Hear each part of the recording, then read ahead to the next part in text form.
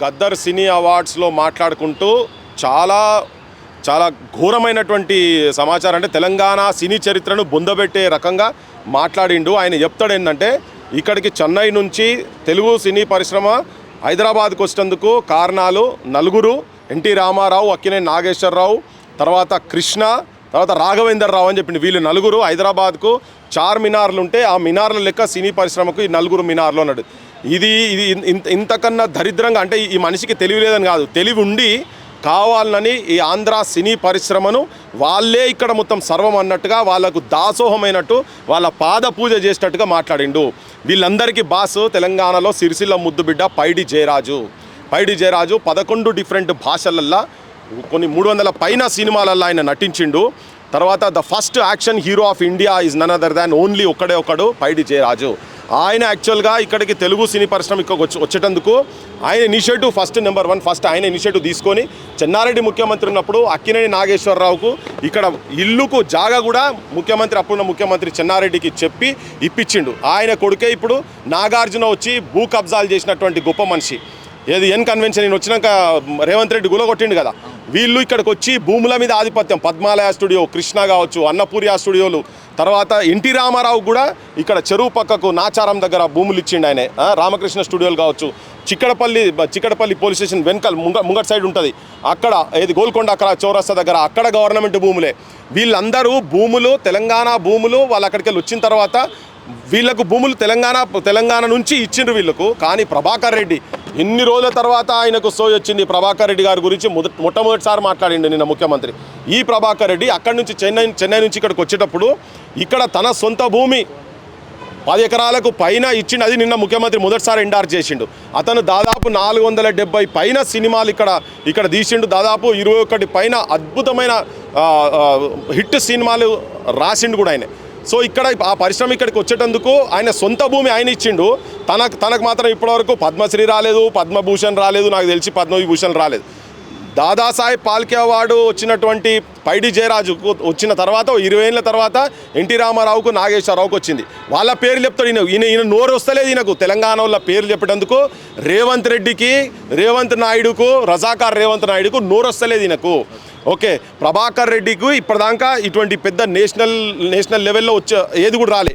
Even పైడి జయరాజ్ కూడా ఇక్కడ వీళ్ళతో తట్టుకోలేకపోయి బాంబేలో సక్సెస్ అయింది ఆయన. కానీ ఇక్కడ మాత్రము ఆయన సక్సెస్ కానియలేదు.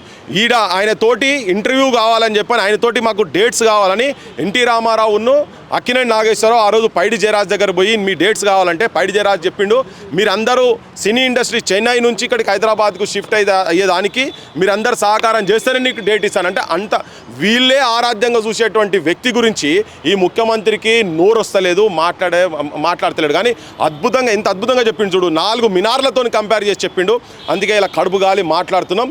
రేవంత్ రెడ్డి, నువ్వు ఎంత తెలంగాణ సినీ చరిత్రను తొక్కి పెట్టాలని ప్రయత్నం చేసినా ఇది బయటకు వస్తుంది. వాళ్ళందరేమో భూములు ఇక్కడికి వచ్చి ఇక్కడ భూములు తీసుకొని వాళ్ళు స్టూడియోలు పెట్టుకొని వాటిని ఇలా కమర్షియల్ యూనిట్స్గా తయారు చేసి పెట్టిన వాళ్ళు. కానీ ఇక్కడ ఉన్నటువంటి ప్రభాకర్ రెడ్డి లాంటిలో వాళ్ళ భూములు మొత్తం ఇచ్చారు.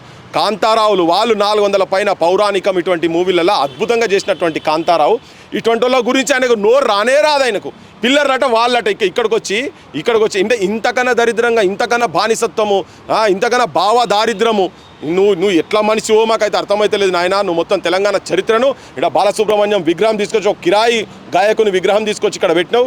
ఈ ప్రాంత అస్తిత్వం గురించి, ఈ ప్రాంత సినీ గురించి, ఈ ప్రాంత నటన గురించి, ఈ ప్రాంత సాహిత్యం గురించి కావచ్చు, మొత్తం సినీ పరిశ్రమలో చేసినట్టు కాంట్రిబ్యూషన్ మొత్తం ఈయన నిన్న ఒక స్టేట్మెంట్ తోటి బొందబెట్టిండు. అది కూడా ఎటువంటి సాహిత్యం అబ్బా, గద్దర్ పేరు పెట్టి ఎంత దరిద్రంగా ఏంది. నిన్న పాడిన పాటలు అయితే ఎంత ఘోరమైన పాట, అబ్బని తీయని దెబ్బాట. ఏం గద్దరు ఉంటున్నమైతే చెంప మీదకి పల్లగొట్టుకోవచ్చు, ఆయన మల్లగొట్టుకోవచ్చు. రేవంత్ రెడ్డి చాలా అద్భుతంగా ఇప్పుడు ఆయన చెప్పిండు కదా ప్రభాకర్ రెడ్డిని. ఆ ప్రభాకర్ రెడ్డి, పైడి జయరాజులు, వీళ్ళని వీళ్ళ గురించి ఏందో మీరు తెలుసుకోండి.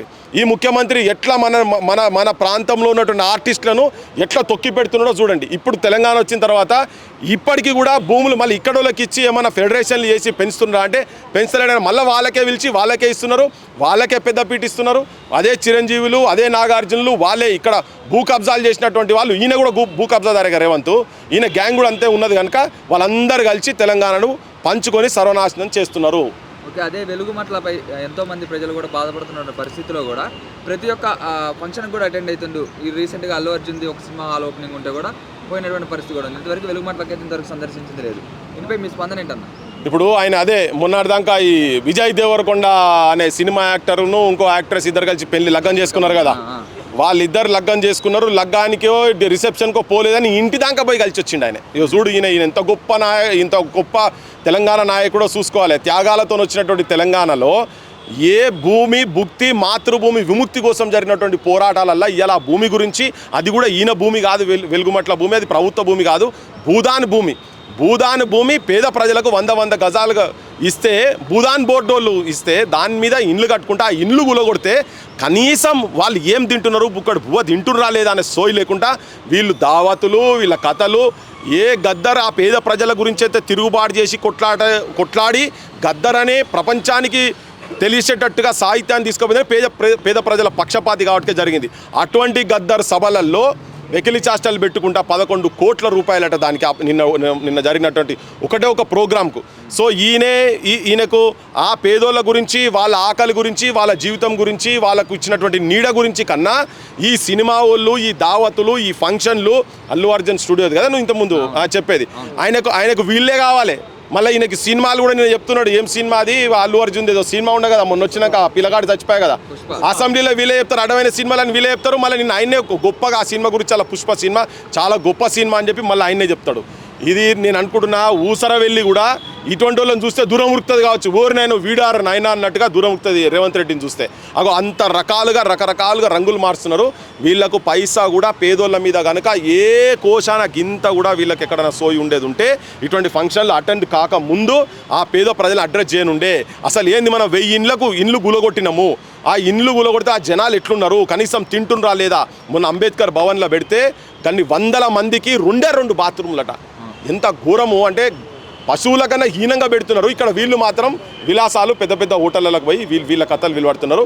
ఇది బాధ్యత లేకుండా, అంటే ఇంత కర్కోటకంగా కిరాతకంగా ఈ ప్రజాపాలన చెప్పుకుంటున్న వాళ్ళు వీళ్ళంతా ఉట్టిగా ఈడ మొత్తం వీళ్ళని చూస్తున్నైతే నాకైతే పిశాచులు లెక్క కనబడుతున్నారు. వీళ్ళైతే ప్రజలకు కూడా అర్థమవుతుంది ఇదంతా, వీళ్ళు ప్రజాపక్షాన లేరు. ఇది ప్రజాపాలన కాదు, పైశాచిక పాలన. ఇది పోలీసు రాజ్యం చేసి పడేసారు తెలంగాణ మొత్తం రేవంత్ రెడ్డి హోమ్ మినిస్టర్గా, ముఖ్యమంత్రిగా.